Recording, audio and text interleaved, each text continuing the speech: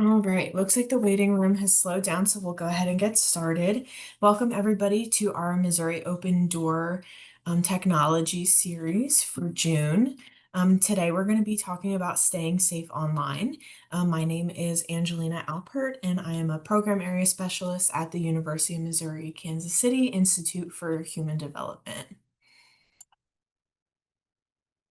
For anybody new to the Missouri Open Door series, these do get recorded and posted on the Charting the Life course YouTube channel, and sent out in a follow-up email as well, so you will be able to go back to the recording and the slides of this. If you have any questions throughout the presentation, feel free to drop them in the chat and we will have time to answer those at the end. So we're going to start off with a quick overview of Missouri No Wrong Door. We're going to review an integrated support star for safety and security, and we're going to learn about digital safety. So a little bit about No Wrong Door. The aim of No Wrong Door is to transform the way people access services in the community, and it does this by supporting individuals and caregivers to make decision on complete and accurate information about their options for long-term services and supports. And this is for anybody, regardless of age, income, or disability. We have a lot of key partners in our Missouri No Wrong Door efforts, one of those being Missouri Assistive Technology, who hosts this series with us. I did also want to share that Missouri did just get notice of award for a new round of No Wrong Door funding, which is super exciting. So we will continue working really closely with Department of Health and Senior Services, as well as all of our other partners here, to continue to build the No Wrong Door infrastructure in the state of Missouri. So a little bit about our series. Our goal here is to open doors to integrated supports. So we do these around the integrated support star, which we will talk a little bit more about later. But we do have two series. You're at the technology series today, where we talk about all different types of devices and services around different life domains. And then we also have our Missouri Open Door Benefit series, which talks more specifically about eligibility-based benefits, with some type of eligibility requirements around those. So as we talk about our integrated support star, we first want to look at the typical service and support delivery. So on the far left, you'll see that each person um, exists within the context of their family and their community. When a person is receiving services, they tend to be those more government formal services that are paid, and they can sometimes unintentionally seclude a person from the family and the community that they want to be a part of. So as we're looking at different service and support options, we want to make sure that we're integrating those services and supports throughout a person's life. That way they're able to um, be able to partake in the family and the community of their choosing. So today we're going to talk about the integrated support star specifically around safety and security, but just want to start with a little bit of intro to Charting the Life course. So for those of you unfamiliar, it's a framework and set of tools to help you think differently about your vision of a good life, setting high expectations, and integrating multiple types of supports. So it helps you organize your ideas, visions, and goals, as well as problem solve, navigate, and advocate for supports. Um, Throughout Charting the Life course, we use a lot of icons, which you'll see below there, and the life domains that we structure these open door series around are to your far right here, and this little red one down here is our one for safety and security. So this is what a typical integrated support star will look like once it's filled in. But just a little bit about the 5 different types of services and supports that you see here on the integrated support star, are personal strengths and assets. That's up in the top there. So that'll be things that a person owns, life experiences that they've had, things that they're good at. We also have relationships, so family, friends, neighbors, acquaintances, anybody that's going to be able to give you a hand when you need it. Eligibility supports are going to be those ones that have an eligibility requirement, whether it's on income, geography, a specific disability diagnosis. Community-based resources are going to be things within the community that anybody would have access to. So parks, schools, membership organizations. And then lastly, we have technology supports. Um, so on the Life Course website, there's an area for Life Course Library, and in there there's a specific section for integrated support stars, where you will be able to see an example support star for every life domain, to kind of get you thinking about what kinds of things to be thinking about within those domains, and what kind of supports are available.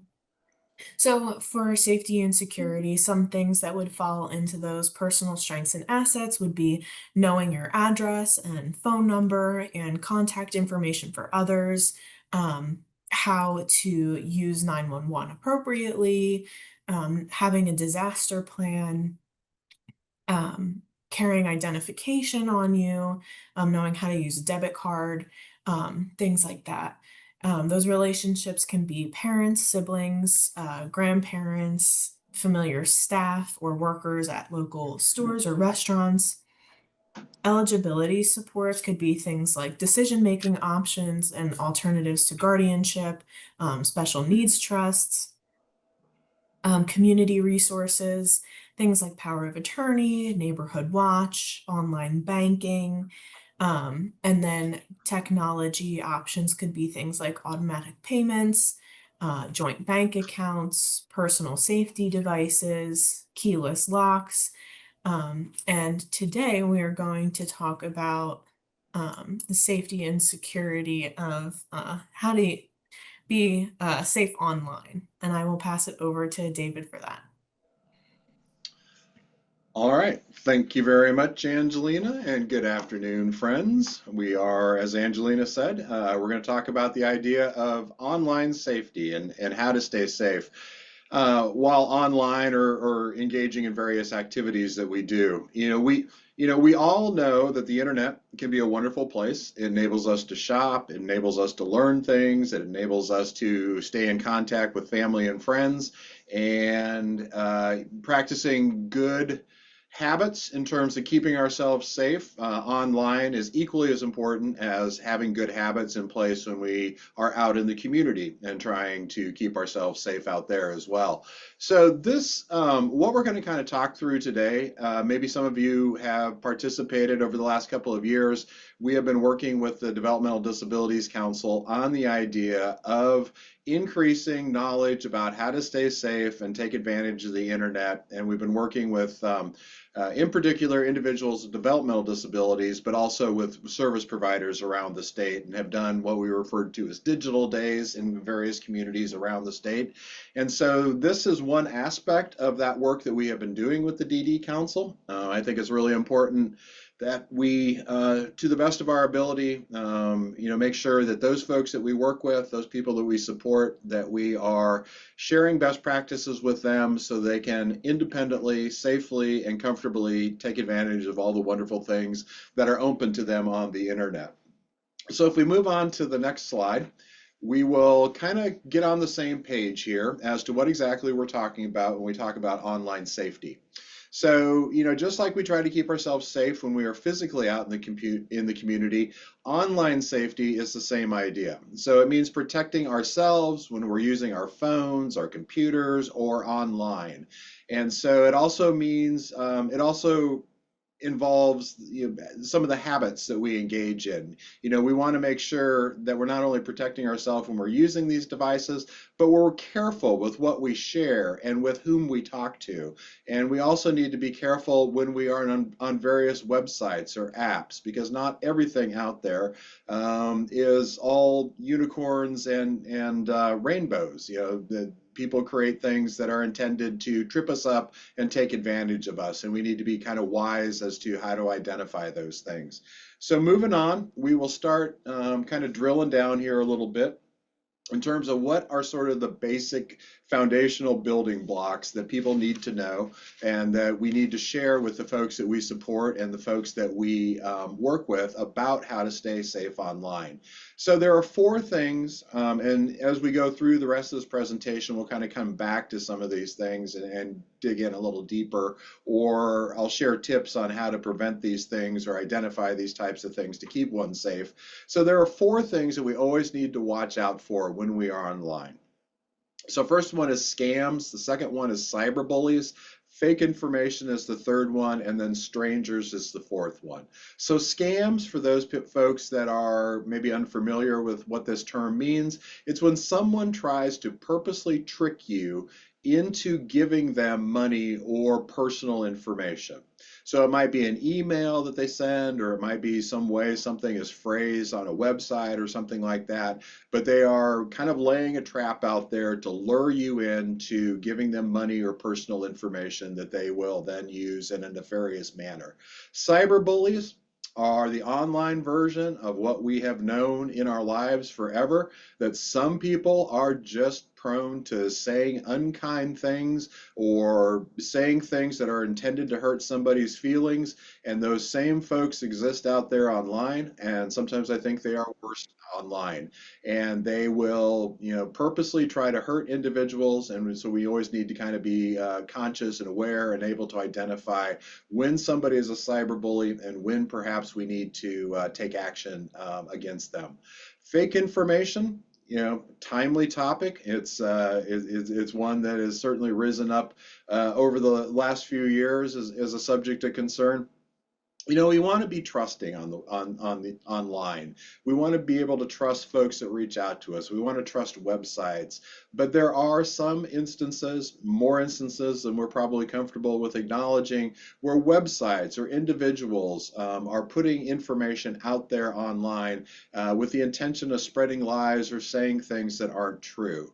So, and example of this would be maybe somebody who just decides that they're a cyberbully and they're going to start spreading information about me out there, and they're just spewing fake information. Strangers, we tend to be perhaps a little bit more accepting of individuals online. Some of these social media apps, for instance, we're always being asked to like other individuals, to have somebody become our friend, but a lot of times those individuals aren't necessarily individuals we know personally, and so a lot of folks can be strangers, and these folks online, we don't always, and when we do not directly know that person, then it could be somebody who is under a fake alias or some other misdirection of our attention and pretending to be someone else, so that they can basically maybe find a way to take advantage of us. So I think overall, a lot of us are familiar with scams and cyberbullies and fake information and strangers out there. But just like we reinforce rules of safety when we're driving or walking around out in the community, we need to always remember that not everything is up and up, and we need to be conscious and conscientious of these things being things that we want to avoid. So if we move on to the next slide, we're going to start with kindness. If we move on to the next slide, we're going to walk through several of the best practices in terms of staying safe online. I think there's about a half dozen of them here. Just like, we need rules to kind of guide us sometimes. And so it's easy to get carried away when you're online, maybe when you're online shopping or emailing, or if you're on social media and somebody says something that you're not comfortable with, and you start firing off direct messages to them or responding in some manner or another, and it's easy to get carried up in those situations or carried away in those situations. But at all times, maybe before we respond to somebody or go too far, we need to have a rule to guide us, and that's the stop, think, and ask rule. In its simplest sense, what I want, if I'm about ready to post something online and I need to stop a minute, take a breath, and review it, the guidance that I should probably use is, would I want my family to see this? Would I want my friends to know that I posted this? Would I want my case manager to know that I posted this? So, it's important that we try to be, respectful and kind online, and just taking a moment sometimes, especially if we're all worked up about something, to stop about and think about it for a second and ask ourselves, do we want our circle of friends to see something that we've posted or put online or sent out as an email or whatever the situation would be? So moving on to the next slide, it is, we often, I think a lot of us have heard this multiple times over our life span, and especially if we've been on the internet for a long time. And while we may know this, it's always good to review it. And it's also really good to share this information with the folks that we work with about personal information. We seem to be a little more free sometimes in our thinking and giving information out to others online than we might be in our own, if we were having a direct confrontation with an individual. So personal identifying information, financial information, login credentials, work or school details, sensitive information about others, these are all best practices as to what not to be putting out there. And it's, we sometimes have to kind of stop and think about it a little bit and be careful, especially on things like social media sites like maybe Facebook or Twitter, or some of those places, with what we're putting up there. So, going back to personal identifying information, not sharing your social security number or your full date of birth or home address, those are all foundational and fundamental.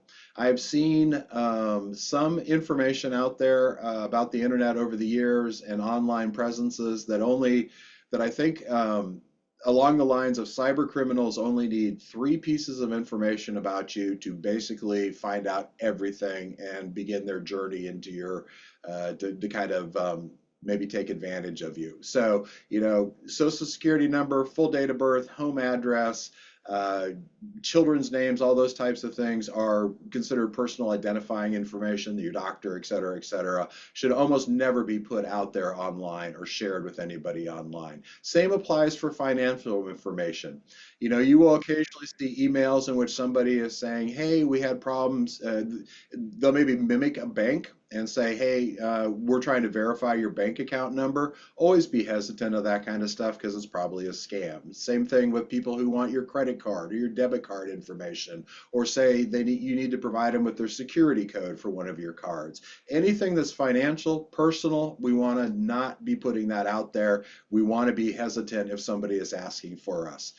Same thing with login credentials or information about school or work, like an ID number or where I go to school or where I work, or those types of things. And then this last one, being sensitive about information about others, can be kind of hard to practice. We get caught up, especially with social media, and we might be sending out information about our family or our friends or our kids, and we might mention their full name, or where we're at when we're taking this photo, or what event we were at, or those types of things. This is all sensitive information. And going back to that idea of the stop, think, and ask rule, you know, stop, think, and ask. Is it a smart idea to have my kids' names, even though it's a great picture of them, to put that picture out there with their names attached with it, or the name of their school, or who all the folks are in this picture of us on the beach? So that's a great. Being cautious about putting information about others is a good rule. Is something we want to think about, but it's also a good opportunity to use the stop, think, and ask rule as well. So moving on to the next slide. Always a good reminder about passwords.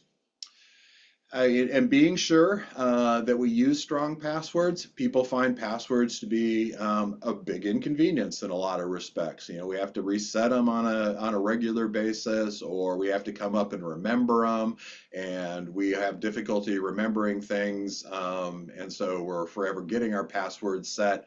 But I literally this morning did receive an email from my Google account in which it said two of my passwords had been needed to be reset because they had shown up as having been part of a hack. And that's kind of stunning because I try to practice having strong passwords at all times. So, you know, resetting your password and having a strong password is critical. And it's something that we need to practice. It's sort of like online hygiene in a way. It's like the equivalent of brushing our teeth on a daily basis, perhaps. So, you know, examples of bad passwords. We can all probably think of some bad passwords we've had, but using 1234 or password or your name and a year, those are really, really easy for people to figure out. And now in this day of automated bots, you know, they will just scan through the most common passwords out there and keep trying to find ways to crack yours, assuming that you're going to make the mistake of putting up there a bad password. So, you know, sort of the rule of thumb is to have capital letters, a symbol, and some numbers within a good password example. And if we get creative and think about it, we can usually come up with passwords that are rememberable, that meet the criteria for a good password. So taco pound sign horse 91 is an example of that. Or I really wish I could use this one. I actually got it from somebody else. Best day ever. I can certainly remember that. I just have to remember to put that 3 in there for the E and that exclamation point and that dollar sign at the end. But that I thought was a really good one. Thank you to my daughter for sharing that one with me, which I know violates a rule, but I was trying to put some stuff together here for this presentation. And so, you know, always having a strong password, practicing having a strong password, not defaulting to just trying to have an easy to remember password is, you know, what we want to do to help protect ourselves. And if necessary, you know, there are password managers. We have the password manager options on our phones, on our tablet devices. They're associated with like Google accounts. They're a good place to store passwords so that we have access to them when we need them. And they are very, very secure. Or if you tend to write stuff down to hang on to it, if that's an easier method for you, that is okay. Just make sure you store it in a safe place. Don't just leave it lying around on a desk or a dresser or somewhere in your house. Maybe put it in a locked drawer, or maybe it's something you carry with you at all times in a place that you know is safe and secure. So again, never give out your password, and it's, you know, it's something that we should have as a billboard, I think, sometimes. So moving on to the next slide, the idea of not clicking on strange links. It's easier said than done. I realize that. So sometimes when we're out there looking for stuff online, we need to pay attention to the link that pops up. You know, let's say we go out on Google and we're trying to find fun things to do this weekend in Missouri. And it gives us a whole bunch of website suggestions, and we click on one or two things. You know, take a moment to kind of look at that link and make sure it's secure. So here's an example of a suspicious link. This is actually a true link. HTTP blah blah freestuffnow.win/iPad123.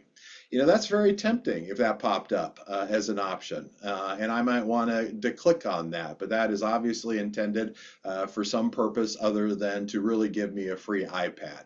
So if it seems weird, if it doesn't meet the criteria and will for safety, then, you know, we want to stay away from it. And if we don't know for sure, then we want to ask a trusted person as to whether or not that seems to them like it would be all right for me to click on it.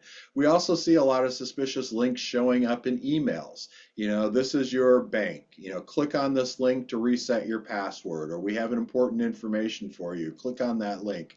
So once in a while, those are legitimate. They really are coming from our bank. They're asking us to do something or from some other source, but always hesitate on anything like that, especially if it seems like it's not a practice that your doctor or your bank or your school or your employer would normally do. So be always cautious of suspicious links. Moving on to the next slide, privacy settings. One of the things that the companies that make operating systems, that website developers, that app developers have invested in a lot over the years, based on demand from the people that use them, and also just in general, as they've learned things, are privacy settings. And we probably aren't the greatest sometimes at going in there and getting familiar with privacy settings and setting them in a way that helps protect our personal information, controls the audience that can access our information, et cetera, et cetera. So these vary depending on what you're using, the app you're using, or the website you're on, or the operating system that you are utilizing, but usually they are located, there's a whole slew of privacy settings, and they can usually be found in the settings menu. And they're often under the categories of privacy or security or data and privacy. And so if you've not spent time sort of drilling down, learning about the privacy settings that are in various apps, especially social media apps, then I would encourage you to spend time doing that. There are lots of ways that you can utilize these privacy settings to protect yourself, to protect your personal information, to control, especially on social media, the audience that can access your information. If you're tagged or mentioned in somebody else's stuff, there are ways things can be protected to not directly to kind of protect your identity. If you have concerns about somebody accessing content or interacting with people, and you want to restrict their access to certain websites or to certain people, you can do that. And just overall, these are providing us with enhanced security. So again, they're in there. They evolve as situations evolve with privacy and security. Spend some time getting familiar with the various privacy settings that are in, especially your most commonly used apps, websites, and operating systems. On to the next slide. This is always something we might not spend as much time thinking about as we should, and that is, we have gotten so used to Wi-Fi being available to us pretty much everywhere we go. So perhaps it's a day that you are working remotely and you're at your local coffee shop or your library or someplace like that, and you are on public Wi-Fi. We may not stop as often as we should and think about that Wi-Fi, but public Wi-Fi is not always safe, nor are shared devices, which we might see in, for instance, the library. So, why aren't they safe? Well, first of all, public Wi-Fi, anyone can join. So, because it's public Wi-Fi, right? And so you never know who that person next to you is, and they may be in there strictly to try to grab information from other individuals who are around them. These same individuals can maybe watch what you're doing stealthily and grab passwords and other information. And a lot of times these public Wi-Fi systems we might find in a coffee house or at a library or some other public space, they're not encrypted. And by virtue of the fact they are not encrypted, that often means that it could be easier for information to be stolen from you. So always keep in the back of your mind, that it's a lot of fun to go work, for instance, at a coffee shop, or you want to check your email when you're in a hotel, when you're traveling or something like that, or maybe somebody we work with, a lot of times they'll get online down at the McDonald's or something like that. But always make sure that you have that little voice in your head that reminds you that public Wi-Fi isn't always safe. So be careful where you go. Be careful what you're doing when you are inside someplace that has public Wi-Fi. Doesn't mean you can't use your computer, doesn't mean you can't go out there online or anything like that. Just be cautious of where you're going and what you're exposing if it's a public Wi-Fi location. Shared devices, again, like maybe we'll see use in group homes sometimes or in libraries. There are these places that provide banks of computers for folks to utilize who may not have devices of their own. And these are not considered to be safe as well, even though but they are highly used. So they may accidentally, especially if you don't sign out, save your login information. So if you are, using a shared computer, you check your bank account real quick, you close out, and you haven't logged out of that account, it could be that your information is still on there. Sometimes they also have viruses or spyware that somebody has put on there that can then steal additional data from you. And so we want to be really careful, again, just like with public Wi-Fi, that if we're using a shared device, we're aware of the fact that it is not as safe as a private device, and we need to make sure that we are practicing best strategies to prevent individuals from getting any additional information we may not want them to have. Moving on to the next slide. Okay, we're going to drill down a little bit more on just one aspect of which is shopping safely online. This has been an area when we were doing some information or when we were doing community events around for folks with developmental disabilities around digital safety earlier this year and throughout most of the year before. This was a question that came up over and over again. And this is something that seems like folks maybe struggle with it a little bit when it comes to allowing maybe a family member or somebody with a developmental disability to shop online. And we want everybody to be as independent and have as much freedom as possible in their lives. And this is a bridge in some instances we have to cross eventually, because there are so many ways that shopping online can be wonderful for people with disabilities. Maybe you live in a rural community and you don't have access to a wide variety of stores, but things you want are available online. Or it's not convenient for you to go to the grocery store or go to the big box store down the road or some other place to shop because of transportation issues, or it's just difficult in general, and you can get those same services delivered to your home by shopping on a website. So tons of great reasons why shopping online makes a lot of sense and is a way of making things possible for folks with disabilities. But we need to make sure that we are always aware of and sharing with others what the best practices are. So when we, for instance, maybe Google the names of stores or places that sell a product that we're looking for, we'll get a lot of variety. And we have to kind of sort through that variety to determine which ones are probably ones that we can trust. And it's a little bit of a judgment call, I realize that. But kind of the best practice is to always shop for products off of the websites of those stores that you know. Either they're well-known stores, or you maybe have some other experience with them or visited them and you feel very confident that that is a legitimate place where that's going to practice best safety for you when you are shopping there. And it's not just going to be some kind of scam website front that you regret going to later on. Always check the websites and what they start with. And so earlier we had that example of sort of a fake URL, and we didn't want to be sucked in by that. One thing I did not mention at that point in time is I referenced the HTTP in the front. But we know that when we perhaps move over the website and it pops up the URL, that a URL that has an S after the P, so HTTPS,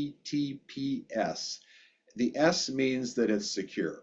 And that's a quick, easy way to determine when we are on a website if that's a legitimate, secure website, because they will have that S. And it just takes a second to maybe hover over that URL or check that URL to see whether or not it fits that parameter for being a secure website.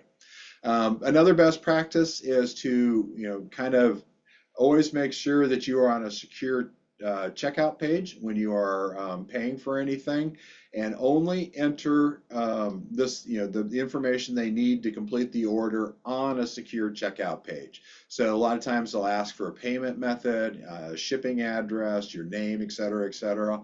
All things that make sense when you're shopping online. But we want to make sure that and a lot of times these will be designated with some kind of icon or some other information, that it is a secure checkout page. And it's which means it has more encryption, et cetera, to make sure that that information that you are putting out there is going to not get out into the ether, and that nobody can get in there and grab it.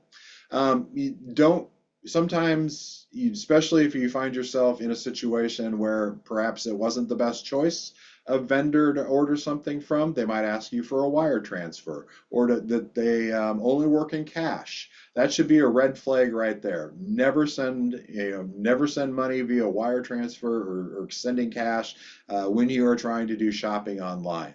Use credit cards or prepaid cards whenever possible. Debit cards, I have been told, are not a safe option. So you go with credit cards, or maybe a prepaid Visa card, or a lot of times you can use gift cards. Those are considered to be more secure. And then always double check your shopping cart, the website you're on, before you hit that send button or that complete transaction button that would be at the end of the shopping experience. So again, shopping is, there are so many great ways that shopping online can enhance the lives of folks with disabilities, but we need to make sure that everybody is practicing best practices when it comes to shopping online. So if we go on to the next slide, this is kind of, we're going to, all right, so what do we do if something does go wrong? And moving on to the next slide.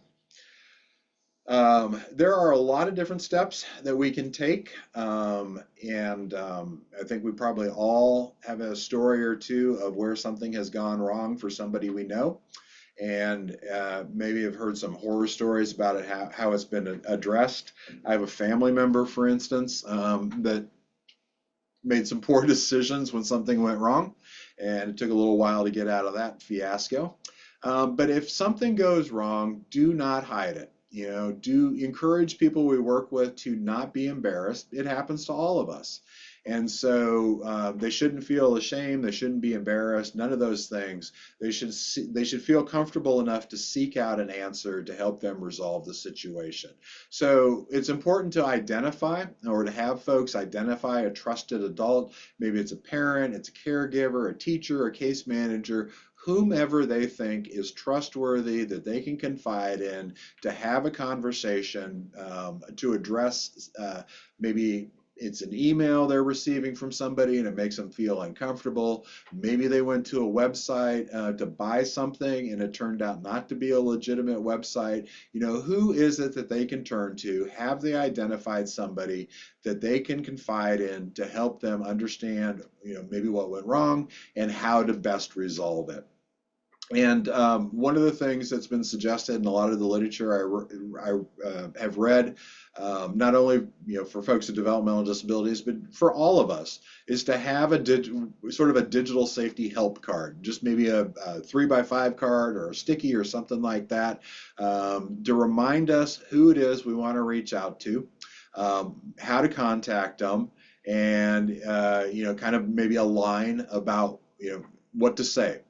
We can get super befuddled in our own minds sometimes when we are in a situation like this, and it's always good to kind of have something I can grab quick to remind me who to call, how to contact them, and then what I need to say to them. So maybe it says something on this digital safety help card like, I saw something online that made me uncomfortable. And that's a way of starting the conversation if somebody might need a little assistance with that, or perhaps is non-vocal or hard to understand. So, this is kind of the basic thing we want to make sure that everybody knows how to do if something does go wrong, or they feel uncomfortable with something that's going on social media or emails they're receiving, or whatever situation may be.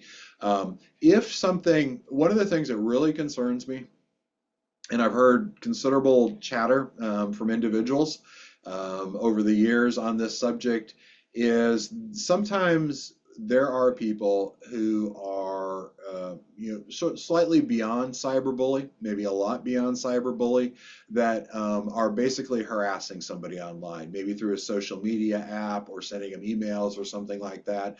Again, there are ways to block them, get familiar with those privacy settings, but sometimes these things go way out abounds, and somebody is beginning to feel physically unsafe because of something that's been said or something that's been indicated. There are situations where it is appropriate, especially if somebody feels that life and limb is in danger, to go to the police and report that, and then take some other steps as well. But it seems sometimes to me like people will put up with more harassment online than they would if they were encountering that same person face to face out in the community. Harassment is harassment is harassment, irregardless, and there are some situations that can occur online that warrant bringing the police in. So if somebody shares something like that, do not hesitate. Encourage people, if they really feel that life and limb is in danger, to maybe contact the police as well. Increasingly, police departments are have cyber related units in them, or a cyber officer. So just if, again, if things really get out of line. Moving on to the next slide. All right, so we're going to kind of start wrapping up here a little bit. I think we have a couple slides left. And so this is kind of boiling everything down to a few bullet points here. And these are the key rules for staying safe online that we want to know and we want to share with others. The first one is think before you share. Let's practice the rule of, asking whether or not we want our family and friends to see something we're going to post before we post it, especially if we are all worked up and emotional about maybe something we read or something that's going on in the world. Do not give out personal information. Personal information is personal information. We want to keep private information private. So don't be willy-nilly throwing out your address, your credit card number, where you go to school, all those types of things. Use strong passwords. Never give out your password. Seems like it should be common sense. Obviously, sometimes common sense is not so common. Do not, if a link seems suspicious, strange, seems like it's overpromising, don't click on it. Stay away from strange links, and if you have just a inkling of concern about some link, ask somebody and see what they think as well. Try to avoid talking to strangers online. It's easy for folks to reach out to us, especially through social media apps. Caution is always advised, just like we would engage in caution when we are encountering folks face to face. Learn more and check out and apply privacy settings to help protect yourself. Be cautious around use only trusted devices and trusted Wi-Fi sources. In other words, be cautious if you are using Wi-Fi in a public place or you're using a public access computer. Check for trusted websites and apps. Be cautious about where you're going. And if something happens, identify somebody you trust that you can reach out to that will help you resolve the issue and walk you through it, help you understand what next steps are, kind of be your guide to addressing a situation if something does not go the way that you are hoping that it does when you are online. So if we move to the next slide, we're going to end with a little quiz.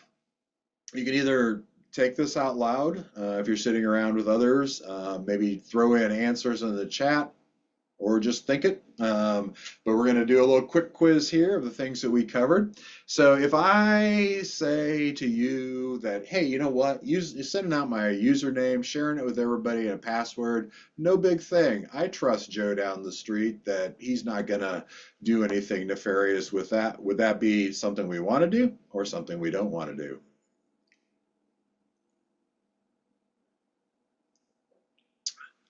It's time to set my password. They are telling me I need to update it, and so I am somebody who does not tend to remember my password, so I'm going to put in my dog's name Emma, and I'm going to put in my current year, 2025. Would that be considered a strong password? My dog's name, EMMA, and the current year, 2025. All right, I see some folks playing along in the chat. That is a nope. You are correct. That is not. It is, it's one of those things that we think not anybody can figure out, but that's a common way or a common password. And these folks that try to break our passwords are going to gravitate towards, whatever seems easy. If I am on a website and I hover over the URL to learn a little more about that link, and I see http:// is that a safe URL? And if you do not think it is a safe URL, then what should be there after the HTTP? What is that letter we are looking for to know that it's safe? Okay, let's see everybody putting in the yes. Very good. When we are shopping online, if at the end of the transaction the vendor says, "Oh, send me cash," that's okay. Is that okay? Does that seem like that's a legit place to be shopping online and I'm going to get that product? All right, see a lot of no's. Very good.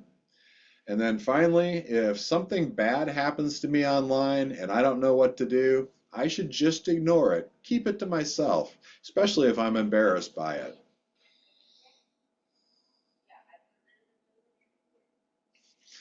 All right, report it. No. What are some of the answers? Tell a trusted adult. Very good. Okay. Well, I just thought we'd kind of have a little fun quiz there on this particular very warm day in the latter part of June. So thank you very much for those that played along, and those of you at least played along in the chat. Hopefully everybody was playing along in some way, shape, or form and answering those questions.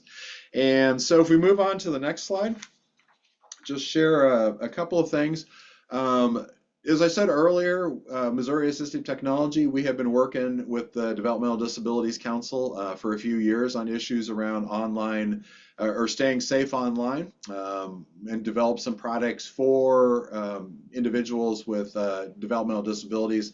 And these are not yet publicly available, but they shall be shortly. And we will have a 3-set easy reader or an easy reader, a series of easy readers. There will be 3 in all on online safety, shopping safely online, and the third one, the title of which oddly is escaping me right now, and that's really weird considering I wrote it. And they will be coming out in the near future. And these are the types of things that we would like to make sure that people are aware of and access and distribute widely. So if you are working with individuals or know individuals who can benefit from additional information or need to be reminded of these things, then certainly look for those coming out, and we will be glad to provide them to you, as many copies as you may potentially need. So keep your eyes out for those coming out shortly. And with that, Angelina, I will hand it back to you.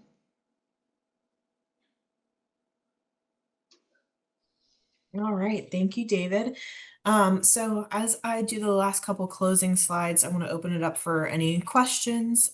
You can feel free to put them in the chat, or you can raise your hand and I can go ahead and unmute you. But we will just run through the next couple of slides real quick. So first we have our Open Door series links for the rest of the year.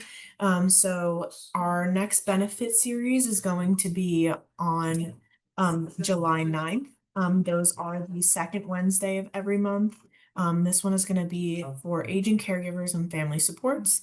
And then our technology series is the fourth Wednesday of every month. The next one is going to be July 23rd, and that's going to be on supports for neurodiverse needs.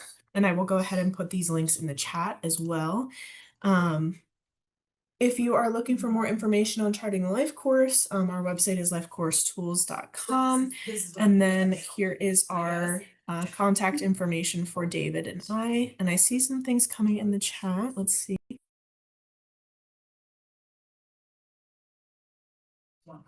David, what is the security level of hotspots that you can connect to on phones? Are these a better option if they're available than public Wi-Fi if you're on?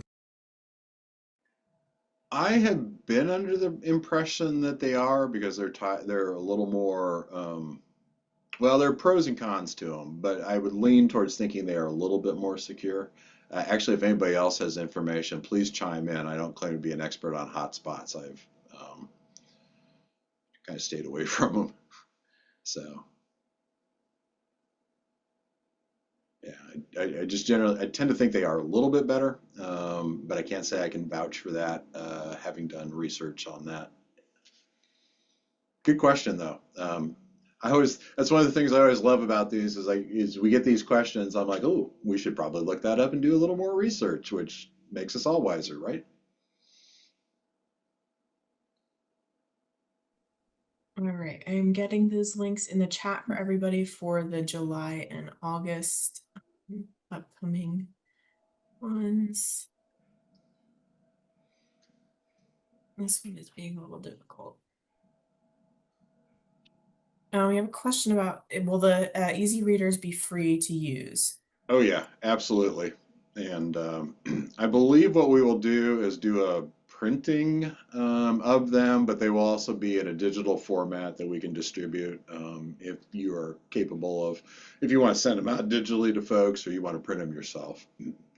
So bottom line, free.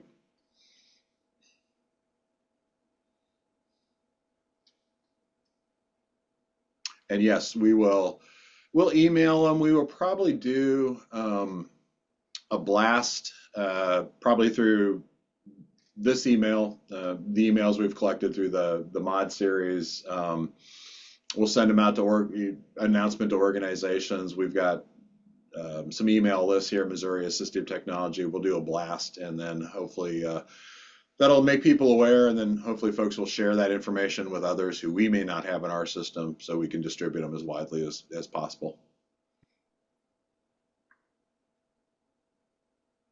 Awesome. I don't see any other questions coming in. I went ahead and sent the links for July and August for both the series. You will also get those in the follow-up email as well.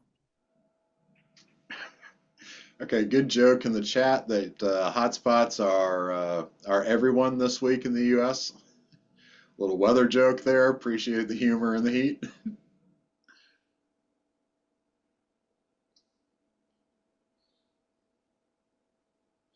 Alrighty, if we don't have any other questions, thank you all for joining us today, and thank you, David, and we will see you guys next time.